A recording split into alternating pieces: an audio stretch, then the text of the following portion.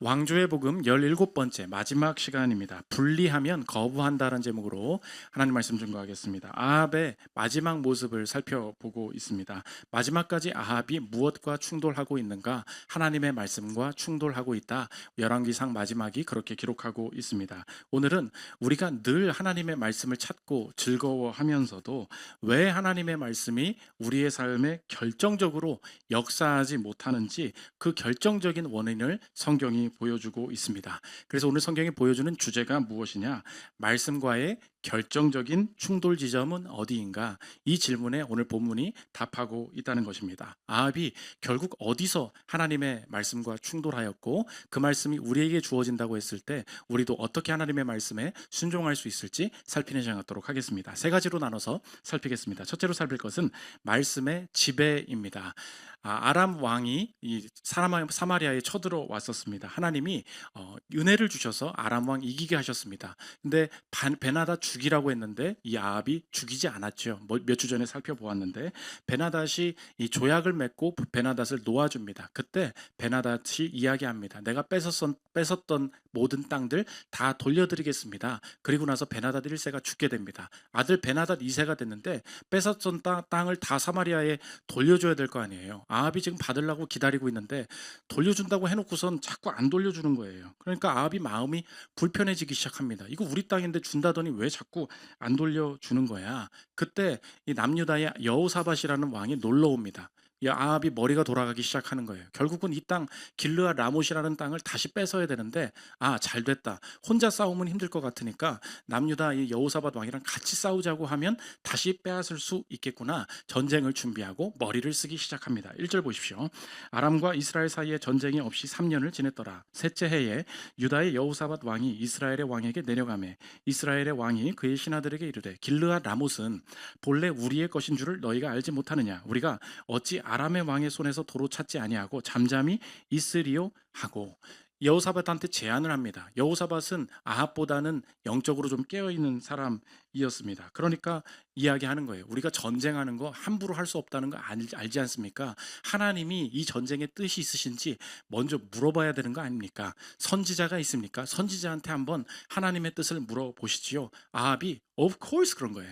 당연하지. 선지자한테 물어봅시다. 우리나라에 선지자 400명이 있어요. 400명 다 와서 이 전쟁해야 되는지 하나님 앞에 물어봐라. 그랬더니 400명이 동시에 기쁨조처럼 이야기하는 거예요.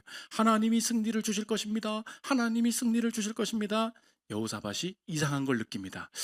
이거 아닌 것 같은데, 이거 진짜 하나님 말씀 아닌 것 같은데, 여호사밧이 영적으로 깨어 있으니까 한마디 더 물어보는 거예요. 목사가 이것밖에 없습니까? 선지자가 이것밖에 없습니까? 혹시 다른 사람 없습니까? 아합이 대답합니다. 아유, 미가야라는 사람 한 명 있는데 걔 맨날 나한테 나쁜 소리만 하는 애라서 걔는 뺐어. 여호사밧이 그런 말씀하시지 말라고, 하나님의 뜻이 무엇인지 정확하게 분별해야 되지 않겠습니까? 이야기합니다. 7절 보십시오. 여호사밧이 이르되 우리가 이 외에 우리가 물을 만한 여호와의 선지자가 여기 있지 아니하니까 이스라엘의 왕이 여호사밧 왕에게 이르되 아직도 이물라의 아들 미가야 한 사람이 있으니 그로 말미암아 여호와께 물을 수 있으나 그는 내게 대하여 길한 일은 예언하지 아니하고 흉한 일만 예언하기로 내가 그를 미워하나이다. 여호사밧이 이르되 왕은 그런 말씀을 마소서 한번 불러봅시다. 그래서 진짜 미가야를 불렀어요. 불렀더니 다른 말 할 줄 알았는데 여호와가 승리를 주실 것입니다. 딱 이러는 거예요. 그때 이번에는 아합이 눈치챈 거야. 너 거짓말이지. 너 맨날 나한테 나쁜 말만 하잖아. 솔직히 말해, 오히려 아합이 역정을 내면서 좋은 말을 해줘도 그게 아니라는 것을 느낍니다. 15절 보십시오. 이에 왕에게 이르니 왕이 그에게 이르되 미가야야 우리가 길르앗 라못으로 싸우러 가랴 또는 말랴. 그가 왕께 이르되 올라가서 승리를 얻으소서. 여호와께서 그 성읍을 왕의 손에 넘기시리이다. 좋은 말 해줬더니 거짓말하지 마. 16절 왕이 그에게 이르되 내가 몇 번이나 내게 맹세하게 하여야 내가 여호와의 이름으로 진실한 것으로만 내게 말하겠느냐. 너 맨날 원래 나한테 나쁜 말 하잖아. 진짜로 말하라니까 하니까 그때서야 미가야가 이야기합니다. 진짜를 말하라고 해서 말해줬더니 진짜의 말을 듣자마자 아합이 뭐라 그러냐. 그럴 줄 알았어. 내가 그래서 너 안 부른 거야. 말해달라고 해놓고선 진짜를 원한다고 말해놓고선 역으로 그 말을 들으니까 오히려 화를 내고 거부하기 시작합니다. 17절 마지막으로 보십시오. 그가 이르되 내가 보니 온 이스라엘이 목자 없는 양같이 산에 흩어졌는데 여호와의 말씀이 이 무리에게 주인이 없으니 각각 평안히 자기의 집으로 돌아갈 것이니라 하셨나이다. 전쟁하지 말라고 하시네요. 18절 이스라엘의 왕이 여호사밧 왕에게 이르되 저 사람이 내게 대하여 길한 것을 예언하지 아니하고 흉한 것을 예언하겠다고 당신에게 말씀하지 아니하였나이까. 오늘 성경은 우리가 하나님의 말씀을 늘 찾으면서도 왜 하나님의 말씀이 우리의 삶과 가정에 결정적으로 역사하지 못하는지 그 정확한 원인을 찝어서 폭로하고 있다는 것입니다. 우리의 삶에 말씀을 떠나서 하나님께 재앙을 당하나 보다 아니라는 거예요. 우리는 말씀을 잘 떠나지 않습니다. 오늘 저와 여러분 왜 이 아침에 예배 나오셨습니까? 하나님 말씀 찾으러 나온 거예요. 하나님 말씀을 찾을 때 하나님 말씀을 듣기를 원하고 그 뜻을 알기를 원하는 마음이 우리의 마음에 다 있다는 것입니다. 그런데 언제 떠나게 되느냐? 정리하면 제목과 같다는 것입니다. 분리하면 거부한다는 거예요. 우리는 매번 떠나지 않습니다. 하나님의 말씀을 바랍니다. 그래서 이 설교자로서 앞에 인도할 때 참 은혜가 될 때가 있어요. 어떤 설교를 막 얘기하면 저 뒤에서 그렇지. 아멘, 아멘. 계속 그래요. 그때 그 사람이 거부한다는 느낌이 들지 않아요. 하나님의 말씀을 바라고 있구나. 이 말씀이 맞다고 동의하는구나. 그 말씀을 받기를 원하니까 가만히 있는 것도 가만히 있기를 원치 않고 이 말씀이 정말 내게 됐으면 좋겠다고 해서 끄덕이는구나. 저한테 대놓고서는 막 도리도리 하는 분이 안 계셔요. 보통 대부분 고기를 그냥 숙이시지. 그런 분 제외하고는 대놓고 하나님 말씀 거부하는 사람이 잘 없습니다. 그러면 우리의 삶의 보통은 어때요? 하나님 말씀 옳고 동의하고 다 좋습니다. 그게 아니라는 거예요. 그게 문제가 아니고 실제로 내 삶에 결정적으로 하나님의 말씀이 일하지 못하게 만드는 그 부분은 어디냐? 내 뜻과 맞지 않을 때, 내 삶에 그대로 행하면 불리해질 때, 그대로 행하면 내 세운 모든 계획 다 틀어질 때, 그때 우리의 삶에 결정적으로 뭘 욕하냐? 말씀을 욕하고 거부하기 시작한다는 것입니다. 그러니까 말씀이 오기 전에 내 삶에 뭐가 있었던 거예요? 내 뜻이 먼저 있었어요. 내 계획 세우고 내가 계산한 이익이 먼저 있었습니다. 이렇게 되고 싶다는 바람과 꿈이 먼저 있었습니다. 아합의 마음에 뭐가 있었던 거예요? 길르한 라몬 내 거잖아. 그리고 이것을 차지하기 위한 모든 계획과 전쟁 준비를 다 세워놓은 거예요. 그런데 이거 쓰레기통에 버리라고? 이 준비 다 해놨는데 가지 말라고? 그러면 우리의 삶에 얼마나 손해가 되고 이 땅을 그냥 가만히 둬야 되는 게 이게 하나님 뜻이라는 건 내가 손해가 될 수 없겠다. 이제 와서 안 된다고 하지 마. 이야기하고 있다는 것입니다. 그때마다 이 아합이 무너지는 거예요. 아합이 마지막에 어떻게 무너집니까? 평소에 다 말씀 거부한 거 아니에요. 결정적으로 내 삶에 손해가 된다고 했을 때 선지자 한 명이 왔을 때 그것이 구원인지 알지 못하고 멸망하게 되었다는 것입니다. 저의 삶도 한 주간의 평일에 업무를 할 때에 제 뜻이 마음대로 펼쳐지는 시간대가 있습니다. 그게 오후 1시예요. 저희 교회는 밥을 오후 1시에 먹습니다. 12시에 사람이 너무 많아가지고 전도사님들이랑 목사님이랑 나갑니다. 제가 그러면 사람들한테 먼저 뜻을 물어봅니다. 오늘 뭐 먹을까요? 하면서 제가 이야기합니다. 오늘 명장국밥 어때요? 이렇게 물어봅니다. 그러면 무슨 말이 따라오겠습니까? 좋습니다, 목사님. 이런 얘기가 따라옵니다. 단 한 명도 저는 오늘 별론데요. 어제 국밥 먹었는데요. 그렇게 말하는 사람이 한 명도 없다는 것입니다. 그러니까 제가 그때 늘 묻습니다. 오늘 뭐 먹고 싶은지 말해보세요. 그 말을 듣는 분들이 다 알고 있습니다. 저거는 뭘 먹고 싶은지 진짜 의견을 묻는 것이 아니고 결국 네 뜻대로 다 할 건데 그 말에 호응해달라고 물어보는 질문이라는 것을 다 알고 있습니다. 근데 제가 정말로 다른 메뉴를 좀 제안을 받고 싶어서 다른 것을 물어보세요. 그러면은 꼭 이야기합니다. 목사님 그러면 스시 어떠십니까? 그럴 때 제가 대답을 늘 한대요. 그럴까? 되묻는다는 것입니다. 되물을 때는 그건 거부한다는 뜻이라는 걸 알고 아예 묻지를 않아요. 그래서 제발 묻지 말고 그냥 정하시면 됩니다.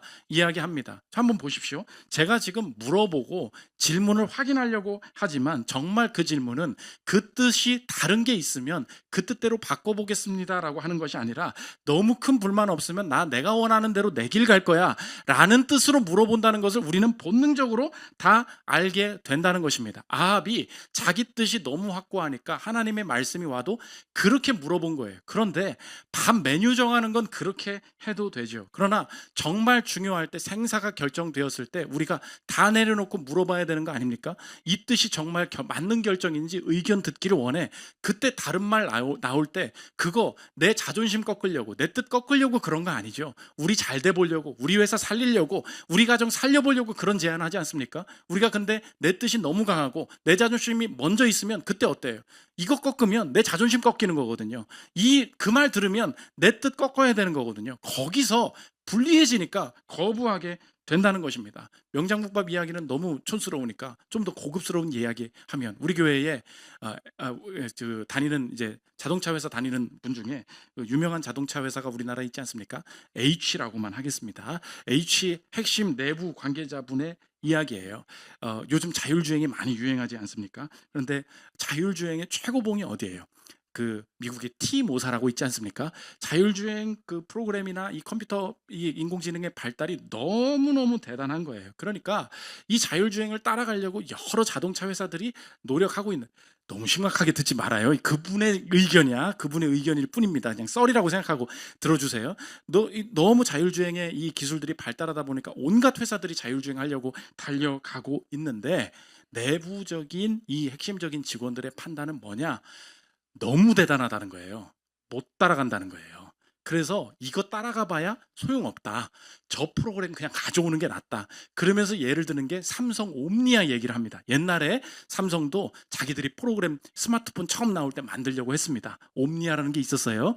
네, 끄덕거리시는 분들은 나이를 좀 먹은 거예요. 근데 그거 안 됐죠. 야, 우린 못 따라가겠다 해가지고 받아들인 게 안드로이드죠. 구글이랑 같이 프로그램 했다고. 마찬가지라는 거예요. 그거 못 따라간다는 거예요. 그래서 지금이라도 그거 가지고 쓰면 이제 T모사가 우리나라에 풀리면은 난리 난다는 거예요. 이거 못 따라간다. 그러면 제가 한참 듣다가 물어봤어요. 아니, 그러면 이 밑에 계신 분들이 회장님한테 우리는 지금 이렇게 할 때가 아니라 그거 적극적으로 받아들여서 써야 될 때 아닙니까? 그렇게 말해야 되는 거 아닙니까? 목사님, 그 말하면 다 죽습니다. 왜요? 그 최고 되시는 분의 우리는 할 수 있다, 우리는 잘하고 있다, 이거 꺾이면 어떻게 되는 거예요? 자존심 꺾이는 거예요. 이거 꺾이면 어떻게 되는 거예요? 내 뜻 꺾이는 거예요. 그렇다고 지금 다시 팔으라는 거, 주식 팔지 마시고 그럼 지금이라도 그때 사야 되냐? 그거 아니에요. 그냥 그분의 개인 이야기일 뿐입니다. 내 얘기 아니야. 아무튼간 내 인생에 한번 보십시오. 우리가 일해보면 딱 깨달아요. 내가 같이 일할 때 어떤 사람이랑 일하기 제일 어렵고, 어떤 사람이 굉장히 강해 보이지만 어느 순간에 한 방에 무너지는 사람들의 특징이 있어요. 그게 뭐냐? 내 자존심이 꺾이면 내 생명도 꺾이는 사람이에요. 내 뜻이 꺾이면 내 생명도 꺾이는 사람이에요. 여러분이 밑에 직원으로서 한번 일해 보십시오. 제일 일하기 힘든 사람이 뭔지 알아요? 처음에는 자존심 가지고 내 뜻 가지고 불도저처럼 밀어붙이는 사람 보면 야, 진짜 일 잘하네, 그런 생각 듭니다. 그런데 어느 순간 사람이 틀릴 때가 있어요. 이 방향 아닐 때가 있다고. 그 말 들어야 될 때가 있습니다. 그때 직원으로 한마디 했어요. 근데 이 사람이 자기 뜻이랑 다른 얘기해요. 자기 자존심 꺾어야 되는 얘기해요. 그럼 이 사람 어떻게 해요? 못 꺾어요. 여러분, 그 사람이 꺾일 거라고 기대하지 마십시오. 왜 그렇죠? 그 사람은 그 자존심이 그 사람의 생명인 거예요. 생명이 꺾이는데 어떻게 자존심을 꺾습니까? 그 뜻이 꺾이면 내 생명도 꺾여요. 뜻을 꺾을 줄 모르는 사람이 아니라 이게 꺾이면 내 생명도 꺾인다고 생각하는 사람이기 때문에 뜻을 안 꺾는 거예요. 그럼 그런 사람들한테 내 뜻과 다른 상황이 펼쳐져 봐요. 그 사람이랑 일을 못 하는 거예요. 자기 뜻 안 돌이켜서 회사를 오히려 망하게 몰고 갈 수 있다는 것입니다. 여기서 세상 사람들이 사고하는 방식과 성경이 우리에게 제시하는 세계관이 완전히 다르다는 것을 오늘 성경이 보여주고 있는데, 세상 사람들은 생명이 어디에 있다고 생각하느냐? 내 뜻에 내 생명이 있다, 내 자존심에 내 생명이 같이 있다, 이렇게 본다고 해요. 근데 오늘 성경은 다르게 적용하고 있습니다. 다르게 적용하면 무엇입니까? 성경은 다르게 말해요. 내 뜻에 생명이 있지 않고 하나님의 말씀에 내 생명이 있다는 거예요. 그러니까 이 시대 사람들이 그리스도인들을 필요로 하고 그리스도인들이 이 세상에서 살아남을 수 있는 이유가 무엇입니까? 세상 사람들의 생명은 어디에 담겨 있어요? 내 뜻에 내 생명이 있어요. 그러면 뜻이 무너지면 어떻게 돼요? 나도 죽는 거예요. 근데 성경은 다르게 말해요. 내 생명이 어디에 있어요? 하나님 말씀에 있어요. 밖에 있다고. 그러면 내 자존심이 꺾일 때 죽어요, 안 죽어요? 안 죽어요. 내 뜻이 꺾일 때 죽어요, 안 죽어요? 안 죽어요. 이게 다른 세계관이라는 것입니다. 그러니까 세상 사람들한테 기대하지 말아요. 그런 사람들은 안 꺾여요. 그게 생명이기 때문에.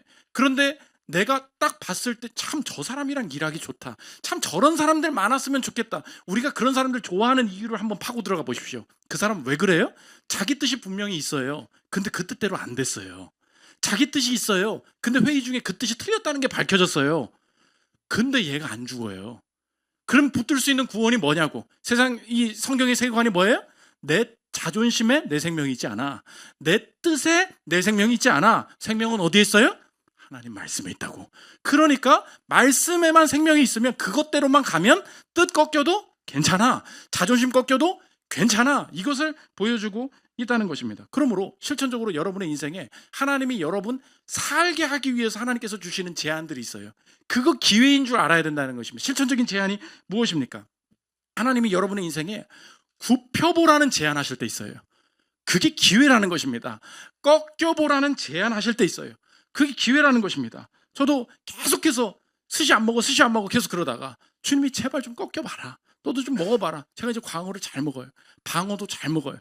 이제 이 구역질이 안 나요. 왜요? 이제 꺾여봐야지. 일본 선교를 그렇게 얘기하면서 네가 스시를 안 먹으면 누가 수시를 먹냐. 하나님이 계속 마음을 주시는데 계속 꺾여봐요. 마찬가지예요. 맨 처음에 나 이거 먹으면 죽을 줄 알았어. 내가 그래 남편 말이 맞지. 그래 아내 말이 맞지. 그래 자녀 말이 맞지. 그래 아빠 말이 맞지. 그 소리 하면 내 인생 전체가 날아가는 줄 알았어. 근데 하나님이 내 마음을 부드럽게 하세요. 그리고 꺾여보게 하세요. 그때 알게 하세요. 새로운 세계가 있다는 걸. 꺾여도 살 수 있구나. 그 뜻대로 안 돼도 살 수 있구나. 말씀이 밖에 있으면, 말씀이 생명이면 되는구나. 그래서 성경이 계속해서 보여주는 세계관이 뭐냐? 하나님을 버리는 것이 생명을 버리는 것이다. 네 뜻 꺾인다고 생명을 잃지 않는다. 네 뜻 꺾인다고 이익을 잃는 게 아니다. 하나님 버리는 게 생명 버리는 것이다. 언제나 이 세계관을 이야기합니다. 열왕기상 9장 8절 보십시오. 이 성전이 높을지라도 지나가는 자마다 놀라며 비웃어 이르되 여호와께서 무슨 까닭으로 이 땅과 이 성전에 이같이 행하셨는고 하면 대답하기를 그들이 그들의 조상들을 애굽 땅에서 인도하여 내신 그들의 하나님 여호와를 버리고 다른 신을 따라가서 그를 경배하며 섬김으로 여호와께서 이 모든 재앙을 그들에게 내리심이라 하리라 하셨더라. 이 재앙을 왜 내리셨습니까? 했을 때 자기들이 계획이 실패해서 그런 게 아니라는 거예요. 뭘 떠났어요? 하나님 떠났더니 생명을, 하나님을 버리는 것이 생명을 버리는 것이다. 이 말을 존 파이퍼 목사님이 이렇게 멋지게 표현합니다. 들어보십시오. 여기에 나온 대답은 하나님이 그분께 신이시란 것을 생명보다 더 중요하게 여기신다라는 것이다. 거듭해서 하나님은 그분을 버리는 것이 곧 생명을 버리는 것임을 보여주신다. 이는 철저한 하나님 중심주의로서 오늘날 많은 교회에는 지적으로 또 감정적으로 생소하게 다가온다. 오늘날 다수의 설교자들과 교인들은 본능적으로 다른 방향으로 나아가는 듯하다. 그들은 이 땅에서의 삶을 가장 큰 가치로 여기고 하나님의 영예를 그 삶의 보조품 정도로 간주한다. 생명은 진짜 어디 있어요? 하나님 말씀에 있어요. 새롭게 생기는 세계관이 뭐예요? 자존심 꺾인다고 죽지 않아. 뜻 꺾인다고 망하지 않아. 이 담대함 가운데 새롭게 일어설 수 있다. 오늘 성경이 그것을 보여주고 있다는 것입니다. 두 번째로 살펴볼 것은 우연의 지배입니다. 아합이 미가의 말 거절했어요. 나는 싸우러 간다니까. 길르앗 라못은 우리 땅이라니까.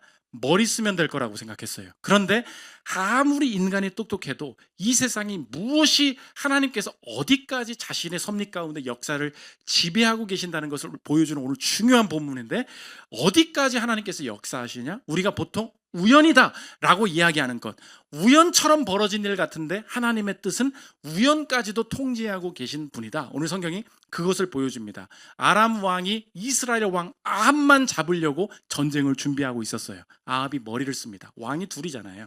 아합이랑 여호사밧이 같이 나가니까 여호사밧한테 이야기합니다. 당신이 왕이니까 왕복 입고 나가라고. 그런데 나는 변장을 하겠습니다. 그러더니 일반 병사 군복을 입은 거예요. 그러면서 자기 살을 나고 왕을 죽이려고 하니까 내가 병사로 싸우면 되겠지. 머리를 쓰면 내가 내 뜻대로 이길 수 있을 것이다 생각합니다. 30절 보십시오. 이스라엘의 왕이 여호사밧에게 이르되 나는 변장하고 전쟁터로 들어가려 하노니 당신은 왕복을 입으소서 하고 이스라엘의 왕이 변장하고 전쟁터로 들어가니라. 아람 왕이 그의 병거의 지휘관 32명에게 명령하여 이르기를 너희는 작은 자나 큰 자와 더불어 싸우지 말고 오직 이스라엘 왕과 싸우라 한지라. 그 아합 왕만 잡으면 돼 라고 이야기하고 있는데 이미 아합은 변장해서 설렁설렁 뒤에서 싸우고 있어. 나는 절대 안 잡혀. 내가 어디에 숨어 있는지 모를 거야 라고 세팅을 다 해놨다는 것입니다. 그런데 오늘은 아합이 죽는 날이었어요. 오늘 하나님께서 아합을 죽이기로 작정하고 뜻하신 그 섭리가 실행되는 날이었는데 어떻게 실행되느냐? 아합을 죽이려고 의도한 자가 아무도 없었어요. 한 사람이 무심코 화살을 확 당겼는데 그 화살이 어디에 꽂히냐? 아합이 입었던 갑옷 솔기 사이에 들어갔다. 갑옷 솔기가 뭐예요? 갑옷과 갑옷을 깁는 곳, 그 사이의 구멍에 이 화살이 들어가게 되면서 아합이 죽게 되었다. 우연이다 이야기합니다. 34절 보십시오.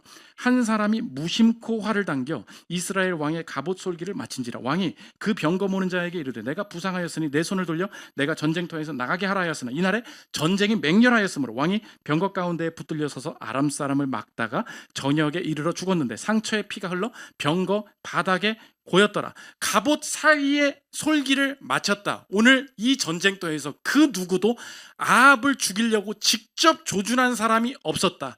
그런데 아합이 죽었다. 이걸 우리가 뭐라 그래요? 우연이라고 말한다고. 많은 사람들이 하나님의 일하심이 어디까지인지 궁금해하면서 우리의 삶에 두려워하고 불안해하는 게 있어요. 그게 뭐냐? 우연의 영역이에요. 성경 공부가 중요한데 하나님께서 이 땅을 통치하실 때 어디까지 통치하시냐? 웨스트민스터 신앙고백서의 5장에 보면은 섭리에 대하여라고 말합니다. 하나님의 뜻하신 섭리가 어떤 방식으로 실행되는가 할 때 이 땅의 제2원인으로서 세 가지를 이야기하는데 그 안에 무엇이 있느냐? 우연이 있다. 들어보십시오. 5장 섭리에 대하여 5장 2절 제1원인이신 하나님의 예지와 작정에 관하여 만물은 변함없고 또 틀림없이 일어나지만 일이 되어가는 방편은 섭리로서 하나님은 그들이 제2원인의 성격을 따라 혹은 필연적이 뭐예요? 해가 뜨고 지는 거, 달이 뜨고 지는 거, 이거 필연이죠. 그것에 따라서 하나님께서 섭리하시기도 하고, 두 번째 자유롭게는 뭐예요? 오늘 예배에 나와야지, 오늘 명장국밥 가야지, 내가 주도적으로 의도하고 선택하는 것을 통해서도 하나님의 섭리가 나타나지만 한 가지가 뭐가 있대요? 또는 우연적으로 일어나도록 정하셨다. 이 땅에 우연이 있다는 거예요? 없다는 거예요? 있다는 거예요. 성경적인 세계관은 뭐예요? 우연이 있어요? 없어요? 있어요. 우연이 뭔데요? 갑옷 솔기를 맞추려고 한 게 아니에요. 아합을 죽이려고 한 게 아닌데 아합이 죽어버리는 거. 우리가 그걸 뭐라 그래요? 그걸 우연이라 그러잖아요. 성경에 우연을 씁니다. 이 땅에서 우연이 있다는 거예요? 없다는 거예요? 있다는 거예요. 그런데 그 우연이 어디 안에 있대요? 섭리 안에 있다요. 성경이 말하는 게 뭐예요? 우연도 섭리 안에 있다는 거예요. 그러면 질문이 무엇입니까? 저와 여러분의 삶에 내가 아무리 애를 쓰고 내가 계획을 세우고 의지로 실행한다고 했을 때 내 인생에 막히는 것이 무엇입니까? 내가 통제할 수 없는 거 있어요. 우연을 통제하지 못해요. 내가 하필 왜 이 회사에 왔는지, 하필 왜 여기 당첨돼서 이 학교에 다니는지 몰라요. 우연적인 일들이 너무너무 많이 있어요. 그때 느껴지는 것이 무엇입니까? 내가 이 자녀를 통제할 수가 없는 거예요. 왜 그 친구를 만났는지, 왜 이 선생님 만났는지, 우연히 그 시기에, 우연히 왜 그 차가 지나갔는지, 왜 그 비행기가 떨어졌는지 통제할 수 있습니까? 통제할 수 없어요. 세상이 지배하고 있는 게 뭐예요? 우연이에요. 그러면 우리가 느끼는 게 뭐예요? 우연에 대한 불안감이에요. 우연에 대한 자괴감이에요. 우연에 대한 이 압박감이, 두려움이에요. 왜 그렇습니까? 아무리 노력해도 되지 않아. 오늘 성경에 오히려 적용적으로 물어보고 있는 질문은 이것입니다. 우연도 섭리 안에 있어. 이건 담담히 말할 뿐이에요. 묻는 건 다른 거예요. 성경이 뭘 묻고 있습니까? 우연도 섭리 안에 있는데 그 섭리 안에 너희의 구원도 있느냐? 오늘 이 전장터에 나가는 날이 아합 죽는 날이었어요. 하나님이 정하셨다고. 여러분이 지금 마음에 두려운 게 뭐예요? 하나님이 이 딜을 할 때, 하나님이 이 학교 갔을 때, 하나님이 이 사업 시작할 때 나 살리실까? 이 자녀 살리실까? 내가 충분히 하나님 앞에 서지 못한 것 같은데, 내가 충분히 하나님 앞에 사랑받지 못하고 있는 것 같은데, 하나님이 혹시 지나가다가 자동차에 치이게 하시는 거 아닌가? 하나님께서 혹시 여기 손실나게 하시는 거 아닌가? 내 마음의 불안감은 깊은 근원에 내 마음의 불확실을 보여주고 있어요. 왜요? 우연을 내가 통제할 수 없다는 걸 알고 있거든요. 그러면 여러분 다시 이 질문에 대답해 보십시오. 이 섭리도, 이 우연도 섭리 안에 있다고 할 때 이 섭리 안에 그 섭리가 펼쳐지는 방식이 그 속에 내 구원이 있느냐? 내가 어떻게 확신할 수 있어요 도대체? 그 안에 점점 내 자책감과 불안감이 생길 수밖에 없다. 오늘 성경이 내가 통제할 수 있는 것이 아님을, 너의 근거 안에서 안전을 찾을 수 없다는 것을 오늘 성경이 보여주고 있다는 것입니다. 이 세상이 얼마나 우연성에 지배받고 있는지를 아주 탁월하게 분석한 최근의 책 중에, 브라이언 클라스가 쓴 책 중에 어떤 일은 그냥 벌어진다라는 책이 있어요. 어떤 일은 그냥 벌어진다. 이 세상에 얼마나 우연성이 가득한지, 미군이 노예제 폐지하려고 미국이 남북전쟁을 벌이지 않습니까? 그런데 북군의 한 병사가 그냥 행군하는데 너무 힘드니까 휴식한다고 했을 때 저 나무 그늘에 들어가서 휴식을 하려고 딱 눕습니다. 눕는 순간에 아래를 보니까 담배 세 가지가 종이에 둘러싸여가지고 묶여져 있는 거야. 이게 뭐야? 열어보니까 이상한 지령이 써 있는 거예요. 들어보십시오. 1862년 9월 13일 토요일 아침 9시경 북군의 27 인디아나 연대의 바턴 미첼 상등병이 행군에서 벗어나 휴식을 취하고 있었다. 따가운 가을 햇볕을 피하기 위해 그는 허둥지둥 인근 울타리 옆에 들이운 나무 그늘 아래로 들어갔다. 휴식을 하며 기지개를 켜던 중 나무 뿌리 근처 잡초 사이에 숨겨진 뭔가가 눈에 띄었다. 담배 3개비가 종이 한 장에 쌓여 있었고 종이 위쪽에는 이렇게 써 있었다. 1급 기밀, 본부 북군 버지니아 1862년 9월 9일 특수명령 191호. 바턴은 우연히 남부 동맹군의 행군 명령을 발견했고 군이 기습 공격을 가할 것이라는 사실을 알았다. 바턴은 특사의 행랑에서 떨어진 귀중한 첩보를 우연히 발견했고 이로써 전쟁의 흐름이 바뀔 수 있었다. 그러나 이 첩보가 진짜였을까? 남부 군인들이 들이닥친다는 첩보를 전달하는 이 종이를 우연히 행군하다 쉬다가 앓은 거예요. 문제가 생겼어요. 군대에서 문제가 무엇입니까? 거짓 정보를 흘리죠. 이거 가짜인지 진짜인지가 모르겠는 거야. 일부러 우리를 죽이려고 흘린 정보라면 이거 가짜인데 어떻게 진짜를 분별하냐? 이 바턴이 가지고 상부한테 보고해야 될 거 아니에요. 이 보고하고 이거 진짜인지 판단해 주십시오라고 해야 되는데 하필 이 진품을 판단해야 되는 그 사람이 그 암호에 써 있는 이 서명을 아는 사람이었던 거예요. 들어보십시오. 서류는 우선 부관 참모인 세뮤얼 피트먼 대령에게 전해졌다. 피트먼은 종이를 펴서 읽으며 그 중요성을 파악하다가 밑부분의 서명을 보고는 멈칫했다. 금세 그는 명령이 진짜라는 것을 알았다. 세뮤얼 피트먼은 어떻게 그 명령이 진짜인지 알았을까? 서류에 서명한 자는 그 암호에 보니까 RH 7턴 이렇게 써 있던 거예요. 이게 진짜인지를 확인해야 되는 거예요. 전쟁 전에 이 확인하는 피트먼은 디트로이트주의 은행 출납기에서 근무했고 7턴은 미군의 격리계에 있었다. 7턴은 지부를 위해 수표에 서명을 해야 했고 피트먼은 7턴의 서명을 수천 번도 더 보았다. 담배를 감고 그러니까 무슨 말이에요? RH 7턴이라는 이 서명을 어떻게 봤어요? 이 피트먼이 어디서 일했었어요?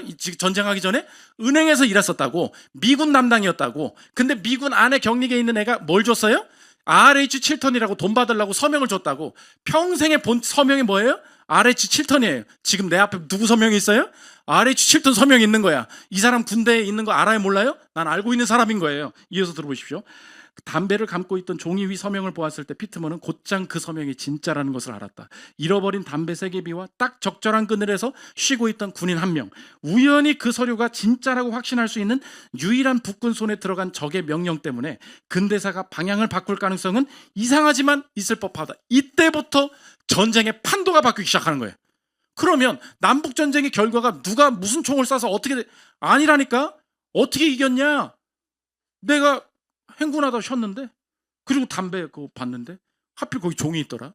그 종이 RH 7톤. 그거 어떻게 분별해? 하필 은행 다니던 걔가 그거 보는 바람에. 이거 다 뭐해? 우연이에요.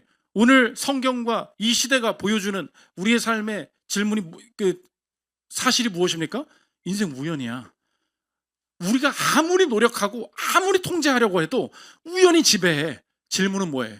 그 우연 속에, 그 섭리 속에 내 구원이 포함되어 있느냐? 그 근거가 도대체 뭐냐는 거예요. 마지막 세 번째, 말씀의 충돌입니다. 아합이 말씀과 충돌했어요.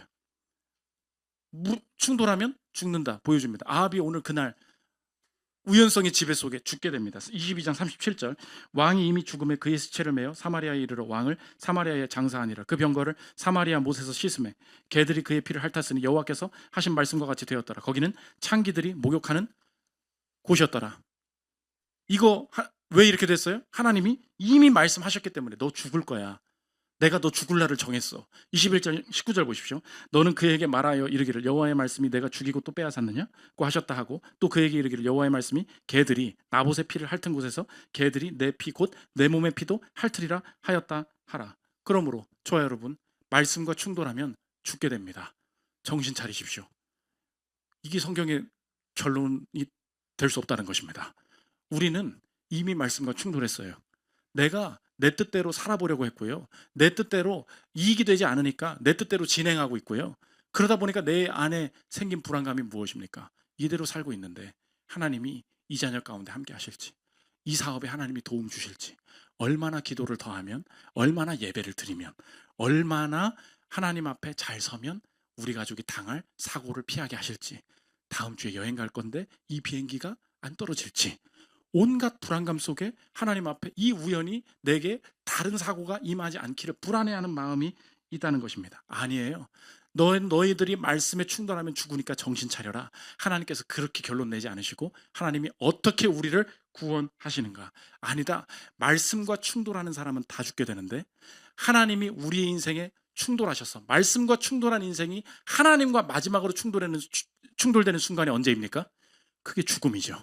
하나님과 충돌하면 죽게 돼요. 그러나 우리가 하나님의 말씀과 마지막으로 충돌하기 전에 이 땅에 오셔서 말씀이신 그분이 나 대신 하나님과 충돌해야 되는 그 심판을 대신 당하심으로 내 인생이 마지막 날 죽음에서 하나님과 충돌하게 될 때 예수님을 믿는 자들에게는 그 충돌을 벗어나게 될 것이다. 하나님께서 약속해 주셨다는 것입니다. 말씀이 나와 충돌하지 않으시고 먼저 직접 오셨다. 요한복음 1장 1절 보십시오. 태초에 말씀이 계시니라. 이 말씀이 하나님과 함께 계셨으니 이 말씀은 곧 하나님이시니라. 말씀이 육신이 되어 우리 가운데 거하심에 우리가 그의 영광을 보니 아버지의 독생자의 영광이요 은혜와 진리가 충만하더라. 우리가 예수님을 믿을 때 당하게 보장받게 되는 것이 무엇입니까? 맞아요, 주님. 아합처럼 하나님의 말씀과 충돌하면 죽게 됩니다.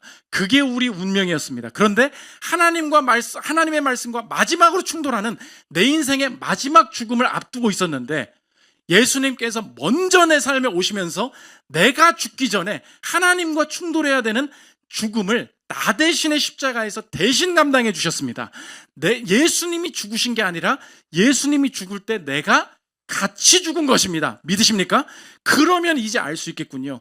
내 인생에 하나님의 말씀과 충돌해야 돼서 죽어야 되는 모든 저주와 사망은 예수님께 쏟아졌기 때문에 내 인생의 마지막 날 이 죽음은 내가 하나님 앞에 잘못했기 때문에 말씀과 충돌하여서 당해야 되는 심판이 아니라 예수를 믿는 자들에게 마지막 죽음이란 이 땅의 마지막 모든 죄의 잔재들을 벗어버리고 하나님과의 영원한 사귐 가운데 들어가게 되는 시작이 됨을 알 수 있겠습니다.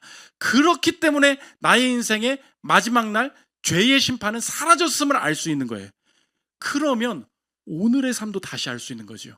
그러면 이제 오늘 벌어지는 삶도 내 두려움에서 벗어나서 다시 알 수 있겠습니다. 하나님, 우연처럼 보이는 내가 통제할 수 없는 일들이 참 많이 벌어지다 보니까 하나님이 도대체 나와 함께 하시는 것인지, 야, 이러다가 이거 사고로 참 쉽게 죽겠다. 야, 어떻게 뭐 이런 암이 걸리고 어떻게 여기 다리가 부러지고 이런 사고가 나는 것들이 도대체 어떤 방식으로 이루어지는 건지 계산을 할 수가 없고 통제가 할 수 없는데 그 일들이 벌어질 때마다 하나님이 나를 버리셨나 봐.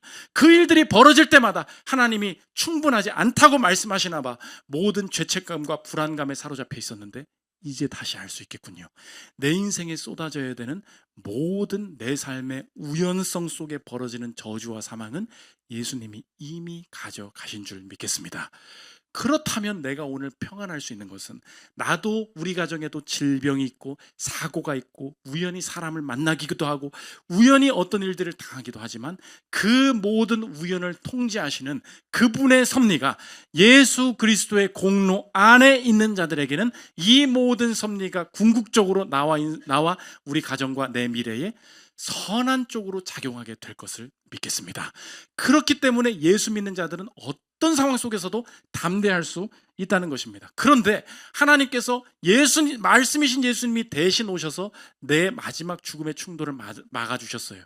그런데 이 말씀이 최종적으로 이 땅의 모든 사람과 충돌하는 날은 아직 오지 않았다는 것입니다.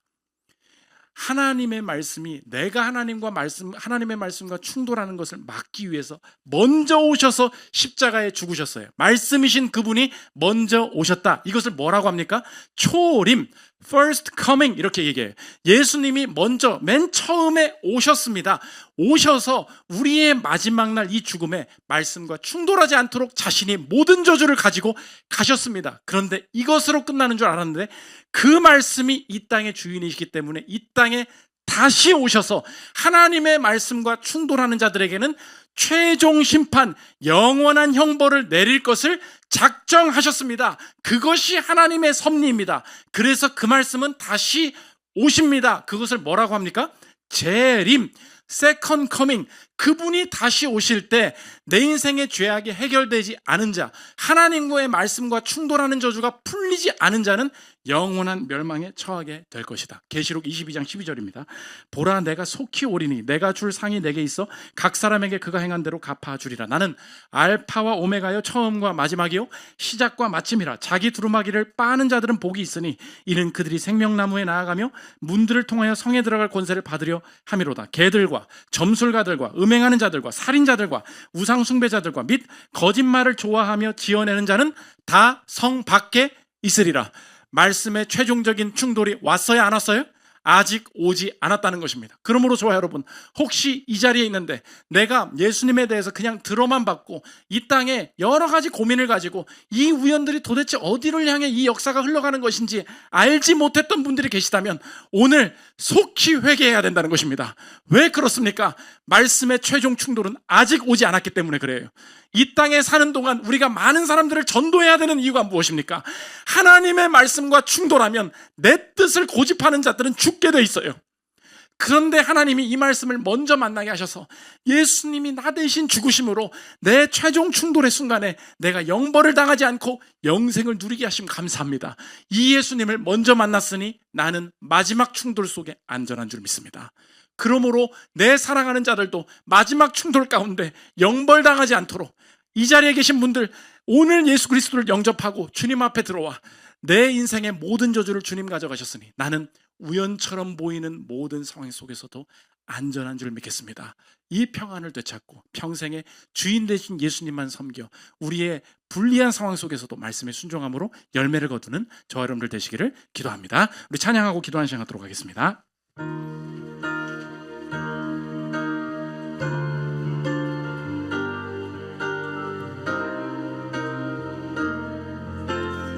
주 안에서 내 영혼, 주 안에서 내 영혼 다시 태어나 이전 것은 지나고 새롭게 됐네. 죄로 물든 내 모습 예수와 함께 죽고 부활 생명 내 안에 새로운 삶이 열렸네. 너희가 나를 택한 것이 아니요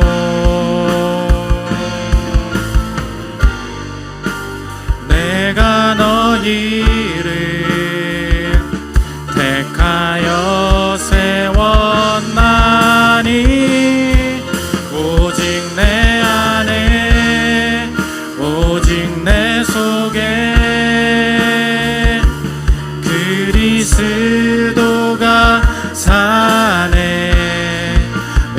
오직 내 삶에 오직 내 맘에 그가 주인 돼 내 생명 그 안에 내 생명 그 안에 그의 생명 내 안에 그의 생명 내 안에 나의 삶이 이전과 같을 수 없네 내 생명 그 안에 내 생명 그 안에 그의 생명 내 안에 나의 삶이 이전과 같을 수 없네 오직 내 안에 오직 내 속에 그리스도가 사네 오직 내 삶에 오직 내 맘에 주가 주인 되셨네. 주간 공동체 기도 읽고 기도하는 시간 갖도록 하겠습니다. 주보 4면에 그리고 PPT에 나와 있습니다. 오늘의 설교 요약입니다. 우리 한 주간의 기도 제목으로 삼았으면 좋겠습니다. 함께 읽겠습니다. 시작. 유리하지 않으면 거부하는 내 고집을 꺾어 주소서. 내 판단이 내게 생명을 줄 수 없음을 인정하게 하소서.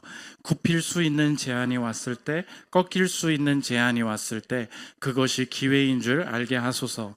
말씀을 내 생명보다 귀한 것으로 여기게 하소서. 우연도 하나님의 섭리 속에 있습니다. 아무리 머리를 써도 우연성 속에 일하시는 하나님의 섭리를 막을 수 없습니다. 내가 통제하고 있다는 착각을 버리고 그 섭리 안에 나의 구원이 있게 하소서. 말씀과 충돌하면 죽습니다. 나와 충돌하지 않으시고 말씀이신 예수님이 대신 십자가에서 죽으심에 감사합니다. 아직 말씀이 최종 충돌하는 날이 오지 않았습니다. 빨리 예수님 믿고 회개하여 말씀 편에 서서 영원한 생명을 얻게 하소서. 기도 제목 놓고 기도하는 시간 갖도록 하겠습니다. 기도하겠습니다. 하나님 아버지, 나의 인생에 유리할 때만 하나님의 말씀을 찾고 하나님 불리할 때 하나님 내 자존심과 내 뜻에 내 생명이 있다고 착각하며 살았습니다. 꺾여도 됩니다. 무너져도 됩니다. 자존심 꺾어도 살 수 있음을 알게 하여 주셔서 하나님 아버지, 자존심 꺾이고 뜻이 꺾이면 생명도 없어지는 것처럼 행하지 않도록 주님 인도하여 주시옵소서. 꺾일 수 있는 기회 주실 때 하나님 그것이 기회인 줄 알게 하여 주시옵소서. 하나님 앞 굽힐 수 있는 기회 주실 때 굽혀서 살게 하여 주시옵소서. 굽혀도 살 수 있는 존재는 그리스도인들밖에 없습니다. 오늘도 내 삶에 하나님의 뜻 가운데 내 생명이 있음을 알고 하나님 내 뜻 꺾을 수 있는 자유를 누릴 수 있도록 주님 인도하여 주시옵소서. 하나님 우연도 하나님의 손에 있습니다. 오늘도 우연성 속에 통제할 수 없는 인생, 하나님 내 뜻대로 통제할 수 있다는 모든 교만한 마음 버리게 하여 주시고 그 섭리 가운데 내 구원이 있기를 원합니다. 말씀과 충돌하였던 내 인생 예수님이 대신 죽어주셨습니다. 하나님 말씀에 최종 충돌이 오지 않았습니다. 예수님 믿고 회개하게 하여 주시고 모든 우연적인 일들 속에서도 하나님 아버지 나의 인생에 유익이 됨을 하나님 깨닫게 하여 주시옵소서. 오직 내 안에 오직 내 안에 오직 내 속에 그리스도가 사네. 오직 내 삶에 오직 내 맘에 그가 주인 되셨네. 제가 기도하겠습니다. 하나님 아버지, 자존심 꺾이면 내 인생 꺾이는 줄 알았습니다. 내 뜻 꺾이면 내 생명 꺾이는 줄 알았습니다. 세상 사람들이 그렇게 좁게 삽니다. 하나님 자유해지기를 원하고 내 삶에 자유를 허락하여 주옵소서. 내 뜻 꺾여도 안 죽습니다. 생명은 내 뜻에 있지 않고 하나님 말씀에 있기 때문입니다. 하나님 내 삶에 자유함 주셔서 꺾일 수 있는, 굽힐 수 있는 기회 주실 때 그래도 죽지 않는구나. 하나님 뜻만 있으면 되는구나. 자유함 누릴 수 있도록 축복하여 주옵소서. 하나님 우연한 모든 것들 통제할 수 없습니다. 질문할 것은 이 모든 우연적인 삶 속에 내 삶에 선한 뜻이 있는가 묻는 것입니다. 말씀과 충돌하면 죽을 인생이었습니다. 예수님 대신 죽어주시고 저주와 사망 다 가져가셔서 나는 오늘 확신할 수 있습니다. 우리의 삶에 질병과 가난과 슬픈 일들이 우연처럼 생기는 것 같아 보여도 이 모든 것 하나님 섭리 안에 있고 이 안에 결코 저주가 없고 사망이 없고 이 일 때문에 주님께 가까이 가고 하나님 주님 앞에서 유익 얻게 됨을 믿습니다. 담대한 확신 속에 우연을 통제하시는 하나님의 섭리 속에 담대히 행할 수 있도록 축복하여 주옵소서. 예수 그리스도의 이름으로 기도합니다. 아멘.